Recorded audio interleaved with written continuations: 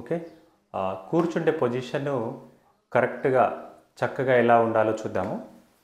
ఇప్పుడు ఒక స్టూల్ పైన మనం కూర్చున్నప్పుడు ఏం చేస్తామంటే మన యొక్క పొజిషన్ టీవీ చూస్తున్నప్పుడు కానీ ఇంకా ఇంట్లో ఎవరితోనైనా మాట్లాడుతున్నప్పుడు ఆఫీస్లో కానీ తర్వాత షాప్లో కానీ పనిచేస్తున్నప్పుడు కూర్చుండే విధానం ఈ విధంగా ఉండాలి చక్కగా. కానీ మనం ఏం చేస్తామంటే ఇలా కూర్చుంటాం. చూడండి నా స్పైన్ చూడండి ఎలా విధంగా ఉంది. కంప్లీట్ మెడ నుంచి నడుం వరకు C curvature. Okay, C curvature.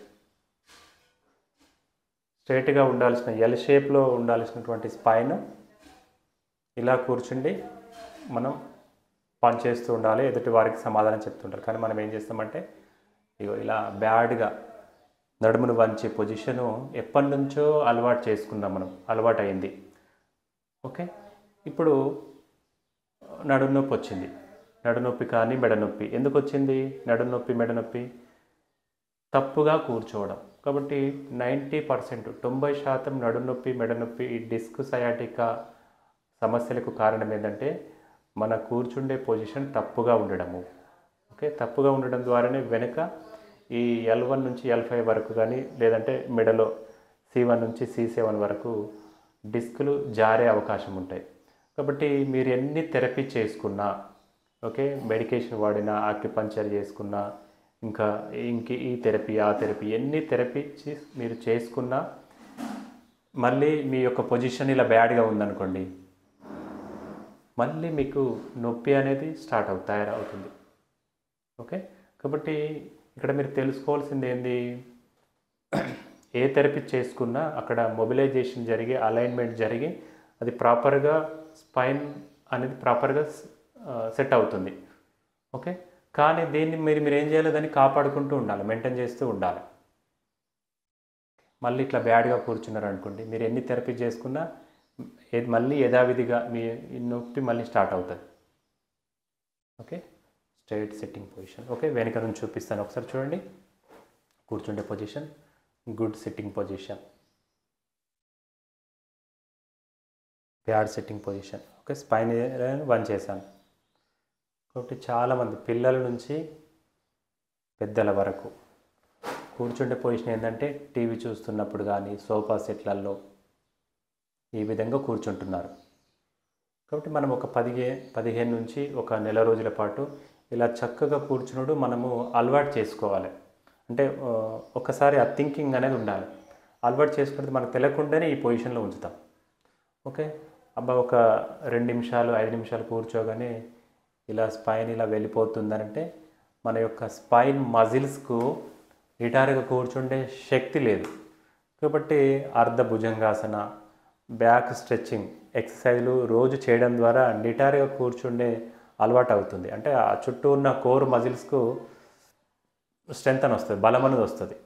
కాబట్టి కొంచెం ఎక్సర్సైజ్ అనేది అలవాటు చేస్తూ ఉండాలి. చేసినట్టయితే స్పైన్ అనేది నిటారుగా ఉంటుంది. లేదు మేము చెప్తున్నటువంటి స్పైన్ సెల్ఫ్ హెల్ప్ ఎక్సర్సైజ్ రోజు చేసినట్టయితే స్పైన్ అనేది స్ట్రైట్ అవుతుంది.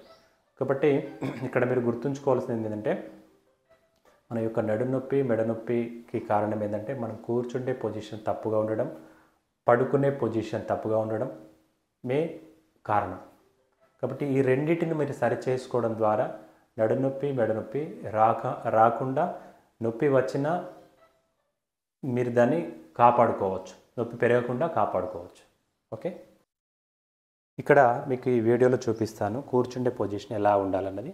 చూడండి, ఇక్కడ అనటామిక్గా మనం ఏం చేసాము, స్పైన్ ఈ ఏరియాను మనము వంచాము. ఇక్కడ చూడండి, పూర్తిగా మనం ఇది కరెక్ట్ పొజిషన్ అనుకుంటా, అంటే వెనక ఈ భాగానికి సపోర్ట్ చేసాము, వెనక ఈ ఏరియాకు చైర్ సపోర్ట్ ఇచ్చాము, కానీ ఇక్కడ వదిలేసాము.